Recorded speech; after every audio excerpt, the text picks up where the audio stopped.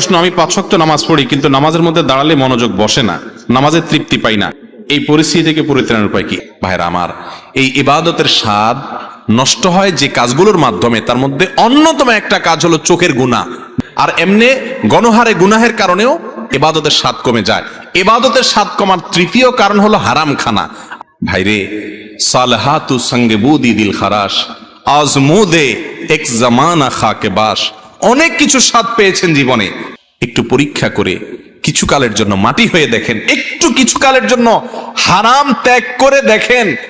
ইবাদতের স্বাদ যদি একবার পান, দেখবেন যে এর চাইতে স্বাদের আর কিছু নেই। ও ভাই, ইবাদতের স্বাদ যদি একবার পেয়ে যান, আল্লাহর কসম, পৃথিবীর সব কিছু আপনার কাছে তুচ্ছ হবে। সৎ, সততা, নীতি, আদর্শ আপনার কাছে বড় হবে। তাহলে 3 কাজ করতে হবে: চোখের জেনা থেকে বাঁচতে হবে, সকল গুনাহ থেকে বাঁচার বিশেষ চেষ্টা থাকতে হবে, আর হারাম খানা থেকে বাঁচার চেষ্টা করতে হবে।